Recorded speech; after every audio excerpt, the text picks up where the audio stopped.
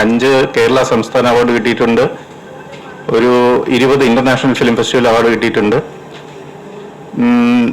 കഴിഞ്ഞ ഒരു 7 വർഷമായിട്ട് എൻ്റെ ലൈഫ് ശരിക്കും ഇരുളടഞ്ഞ അവസ്ഥയിലാണ്. ഇത് ഞാനിപ്പോൾ പറയുന്നത് നിങ്ങളിൽ മനുഷ്യത്വമുള്ള പത്രപ്രവർത്തകർ ദയവായി ഹൃദയത്തിൽ ഏറ്റെടുക്കണം. കാരണം എൻ്റെ ഈ വിഷയം ഒരു മനുഷ്യത്വ പ്രശ്നമാണ്, മാനുഷിക പ്രശ്നമാണ്. ഞാനിത് 2019 ഞാനൊരു സിനിമ ചെയ്തു, കയറ്റം എന്ന് പറഞ്ഞിട്ട്. അതിൽ മഞ്ജു വാര്യരായിരുന്നു അഭിനയിച്ചതും കോ പ്രൊഡ്യൂസ് ചെയ്തതും. ആ സിനിമ പുറത്തു വന്നില്ല. അപ്പോൾ ഞാൻ എന്തുകൊണ്ട് പുറത്തു വന്നില്ല എന്ന് അന്വേഷിക്കാൻ വേണ്ടി ഞാൻ ഇവരെ കാണാൻ ശ്രമിച്ചപ്പോൾ എനിക്ക് മനസ്സിലാവുന്നു ഇവര് സ്വന്തം കൺട്രോളിലല്ല എന്ന് മനസ്സിലാവുന്നു.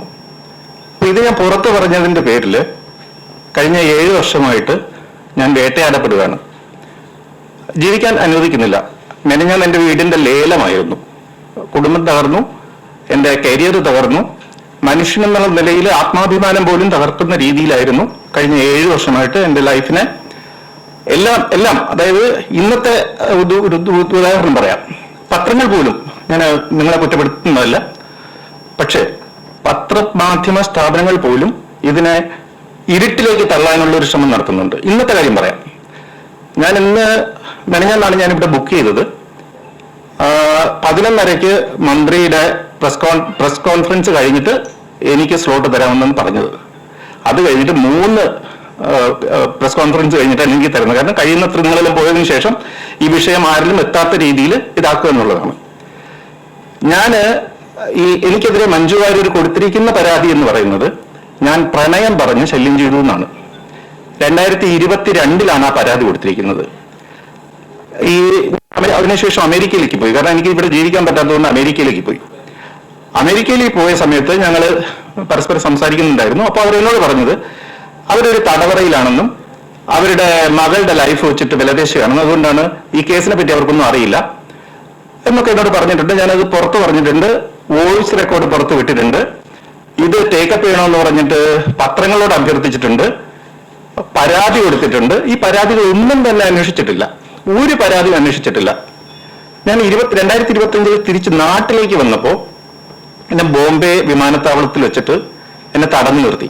ഒരു രേഖയില്ല, എനിക്കെതിരെ ഒരു രേഖയില്ല, എന്നെ തടഞ്ഞു നിർത്തി. എന്തിനാണെന്ന് ചോദിക്കുമ്പോൾ അറിയില്ല. ഞാൻ പത്രക്കാരെ അറിയിച്ചതുകൊണ്ട്, സത്യം പറഞ്ഞാൽ 2 തവണ എൻ്റെ ജീവൻ രക്ഷിച്ചു, അതിന് നന്ദിയുണ്ട്. പത്രക്കാരെ അറിയിച്ചതുകൊണ്ട്, ഇത് നാടറിഞ്ഞതുകൊണ്ട് എന്നെ അവിടെ നിന്ന് ഒരു ഫ്ലിൻസി കേസിൽ അറസ്റ്റ് ചെയ്ത് ഇവിടെ കൊണ്ടുവന്നു. എന്നെ ഇവിടെ കൊണ്ടുവന്ന് മജിസ്ട്രേറ്റിന് മുന്നിൽ ഹാജരാക്കുമ്പോൾ മജിസ്ട്രേറ്റ് നോക്കുമ്പോൾ ഒരു കേസുമില്ല. എന്നെ സ്വന്തം ജാമ്യത്തിൽ വിട്ടയക്കുകയാണ് ചെയ്തത്. ആ കേസിൽ ഇതിപ്പോ 1 വർഷം കഴിഞ്ഞു. ഇതുവരെ എനിക്കെതിരെ ഒരു അന്വേഷണം നടത്തിയിട്ടില്ല. ഞാൻ ഈ കേസ് അന്വേഷിക്കണം, ഞാൻ എന്തെങ്കിലും കുറ്റം ചെയ്തിട്ടുണ്ടെങ്കിൽ എന്നെ പിടിച്ചകത്തരണം, എന്നെ വിചാരണ ചെയ്ത് ശിക്ഷിക്കണമെന്നാണ് ഞാൻ പറയുന്നത്. അതല്ലാതെ എന്നെ വെറുതെ വിടണമെന്നോ വേറെ ആരെങ്കിലും എന്തെങ്കിലും ചെയ്യണമെന്നല്ല പറയുന്നത്.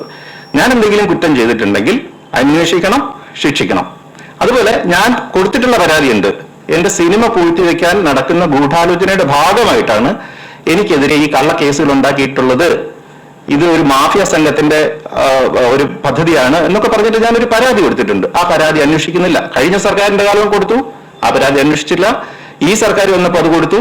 ഞാൻ നേരിട്ട് ആഭ്യന്തര വകുപ്പ് മന്ത്രിക്ക് കൊടുത്തു, ആ പരാതി അന്വേഷിച്ചിട്ടില്ല, അന്വേഷിക്കുന്നില്ല. ആ പരാതി ആഭ്യന്തര വകുപ്പ് മന്ത്രിയുടെ ഓഫീസിൽ നിന്ന് മുക്കിയെന്നാണ് ഞാൻ അറിയുന്നത്. അത്തരം വിപുലമായ രീതിയിലുള്ള കള്ളക്കളികളാണ് നടന്നുകൊണ്ടിരിക്കുന്നത്. ഒരു മനുഷ്യന്റെ ജീവിതം വെച്ചിട്ട് ഒരു സമൂഹത്തിന് എങ്ങനെ പെരുമാറാൻ കഴിയുമെന്ന് നിങ്ങളൊന്ന് ആലോചിച്ച് നോക്കണം. ഇത് ആരും ഇതേപ്പറ്റി സംസാരിക്കാതെ ഇരുന്നാൽ ഈ വിഷയം ഇല്ലാതായി പോകുമോ എന്നുള്ളതാണ് എന്റെ ചോദ്യം. എനിക്കറിയില്ല, ഞാൻ ഇപ്പോഴും ജീവിച്ചിരിക്കുന്നതുകൊണ്ട് ഞാൻ ചോദിക്കുന്നു. നാളെ ഞാൻ മരിച്ചു പോയി കഴിഞ്ഞാൽ ഈ ചോദ്യം ഇവിടെ ഇല്ലാതാവുമോ അതോ വേറെ ആരെങ്കിലും ചോദിക്കുമോ എന്ന് എനിക്കറിയില്ല. കാരണം എല്ലാവർക്കും പേടിയാണ്. എല്ലാവർക്കും അറിയാം ഇങ്ങനെ ഒരു സംഭവം നടക്കുന്നുള്ള കാര്യം എല്ലാവർക്കും അറിയാം, പേടിയാണ്. അപ്പൊ ഞാൻ അവസാനം വിചാരിച്ചത് സെക്രട്ടേറിയറ്റിന്റെ മുന്നിൽ ഒരു നിരാഹാര സമരം ഇരിക്കാം എന്ന് വിചാരിച്ചു. അപ്പോ എനിക്ക് ഗുരുതുല്യരായ എന്നെ അറിയാവുന്ന, പേഴ്സണലി അറിയാവുന്ന ആളുകൾ എന്നോട് പറഞ്ഞു അത് വേണ്ട, ഞങ്ങള് ഒരു പബ്ലിക് സ്റ്റേറ്റ്മെന്റ് ഇഷ്യൂ ചെയ്യാമെന്ന് പറഞ്ഞു. അങ്ങനെ എനിക്ക് ഗുരുതുല്യരായ സാംസ്കാരിക ലോകത്ത് പ്രവർത്തിക്കുന്ന ഒരു കൂട്ടം ആളുകൾ എന്നെ സപ്പോർട്ട് ചെയ്തുകൊണ്ട്, മീൻസ് അങ്ങനെയല്ല, എന്റെ കോസ് എനിക്കെതിരെയുള്ള കേസ് അന്വേഷിക്കണമെന്നും ശരിയാണെങ്കിൽ എനിക്കെതിരെയുള്ള കേസ് ശരിയാണെങ്കിൽ എന്നെ ശിക്ഷിക്കണമെന്നോ അല്ലെങ്കിൽ എനിക്ക് എന്റെ നിരപരാധിത്വം തെളിയിക്കാൻ അവസരം തരണമെന്ന് പറഞ്ഞിട്ട് ഒരു സ്റ്റേറ്റ്മെന്റ് ഇഷ്യൂ ചെയ്തിട്ടുണ്ട്. ആ സ്റ്റേറ്റ്മെന്റ് നിങ്ങളുടെ മുന്നിൽ വെക്കാൻ വേണ്ടിയാണ് ഞാൻ ഇന്ന് ഈ പത്രസമ്മേളനം വിളിച്ചിട്ടുള്ളത്. സാന്ദർഭികമായിട്ട് ഈ കാര്യങ്ങൾ പറഞ്ഞേ ഉള്ളൂ. ഞാൻ ആ സ്റ്റേറ്റ്മെന്റ് വായിക്കാം. സാംസ്കാരിക പ്രവർത്തകരുടെ പ്രസ്താവന. മലയാള സിനിമയിൽ തനതായ ഇടം അടയാളപ്പെടുത്തുന്നതിൽ പ്രതീക്ഷയുളവാക്കിയ ചലച്ചിത്രകാരനാണ് സനൽകുമാർ ശശിധരൻ. ഇതിനകം അദ്ദേഹം സംവിധാനം ചെയ്ത ചലച്ചിത്രങ്ങൾ സംസ്ഥാന അന്തർദേശീയ ചലച്ചിത്ര പുരസ്കാരങ്ങളിലൂടെയും നിരൂപക പ്രശംസകളിലൂടെയും കേരളം ശ്രദ്ധിച്ചിട്ടുണ്ട്. 2022 സനൽകുമാർ ശശിധരന് എതിരെ ഒരു പ്രശസ്ത നടി നൽകിയ ക്രിമിനൽ കേസും പോലീസ് നടപടികളും അതേ തുടർന്നുണ്ടായ സാമൂഹിക അന്തരീക്ഷവും അദ്ദേഹത്തിന്റെ കലാസപര്യതയ്ക്ക് വിരാമമുണ്ടാക്കിയിട്ടുള്ളത് സമൂഹ ശ്രദ്ധയിലുണ്ട്. സനൽകുമാർ പ്രണയാഭ്യർത്ഥന കൊണ്ട് തന്നെ ശല്യം ചെയ്യുന്നു എന്നതാണ് നടി നൽകിയിട്ടുള്ള കേസ്.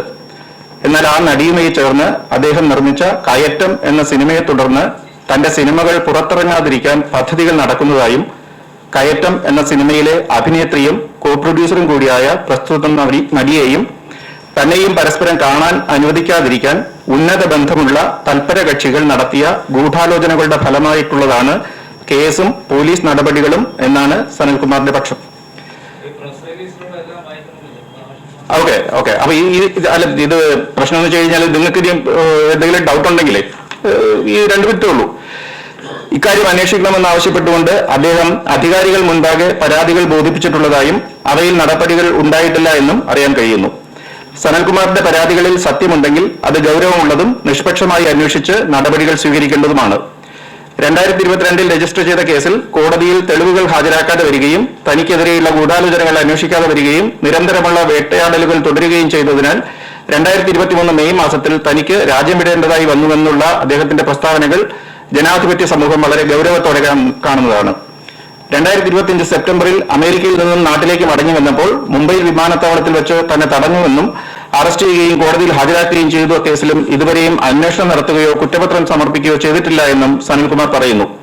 തീർപ്പ് കൽപ്പിക്കപ്പെടാതെ അനിശ്ചിതമായി നീണ്ടുപോകുന്ന കേസും അതിനെ തുടർന്നുള്ള അപകീർത്തിയും കൊണ്ട് ഒരു കലാകാരന്റെ പ്രവർത്തനവും വ്യക്തിജീവിതവും ദുസ്സഹമാക്കുന്ന അവസ്ഥ സംസ്കാരമുള്ള ഒരു സമൂഹത്തിന് ഭൂഷണമല്ല. ഈ സാഹചര്യത്തിൽ കേരള സർക്കാരിന്റെ മുന്നിൽ താഴെ പറയുന്ന ആവശ്യങ്ങൾ ഞങ്ങൾ മുന്നോട്ട് വയ്ക്കുന്നു. 1. സനൽകുമാർ ശശിധരനെതിരെയുള്ള പ്രസ്തുത നടി ഉന്നയിച്ച കുറ്റാരോപണങ്ങളുടെ സത്യാവസ്ഥ അന്വേഷിച്ച് കോടതിയിൽ തെളിവുകൾ സമർപ്പിച്ച് കുറ്റവാളിയാണെങ്കിൽ അദ്ദേഹത്തെ ശിക്ഷിക്കുന്നതിനും അതല്ല എങ്കിൽ സ്വന്തം നിരപരാധിത്വം തെളിയിക്കുന്നതിനുള്ള സാഹചര്യം ഒരുക്കുന്നതിനുമുള്ള അടിയന്തര നടപടികൾ കേരള സർക്കാരിന്റെ ഭാഗത്തു നിന്നുണ്ടാവണം. ഏറെക്കാലമായി സമൂഹത്തിന് മുന്നിലുള്ള ഈ വിഷയം നിയമാനുസൃതമായും സമയബന്ധിതമായും അനീതി നേരിട്ടവർക്ക് നീതി ഉറപ്പാക്കുന്ന വിധവും തീർപ്പ് കൽപ്പിക്കാൻ സർക്കാരും ബന്ധപ്പെട്ട കക്ഷികളും അടിയന്തരമായി ഇടപെടണമെന്ന് ഈ സന്ദർഭത്തിൽ ഞങ്ങൾ താല്പര്യപ്പെടുന്നു. ഇതിനകത്ത് ഒപ്പുവച്ചിട്ടുള്ളത്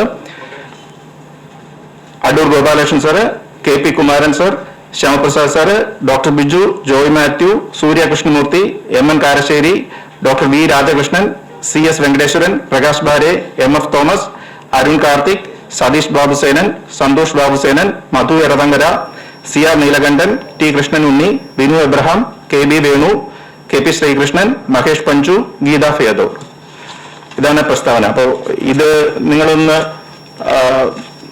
കാര്യമായിട്ട് കണക്കിലെടുക്കണം. കാരണം ഇതൊരു വ്യക്തിപരമായിട്ടുള്ള പ്രശ്നം മാത്രമല്ല, ഇതൊരു സമൂഹത്തിന്റെ പ്രശ്നമാണ്. ആരെങ്കിലും ഒരു കള്ളക്കേസിൽ കുടുക്കിയിട്ട് അയാളുടെ ജീവിതം ഇല്ലാതാക്കുക, പ്രത്യേകിച്ച് കലാകാരന്റെ. അത് ഞാനെന്നല്ല വേറെ ആരെ.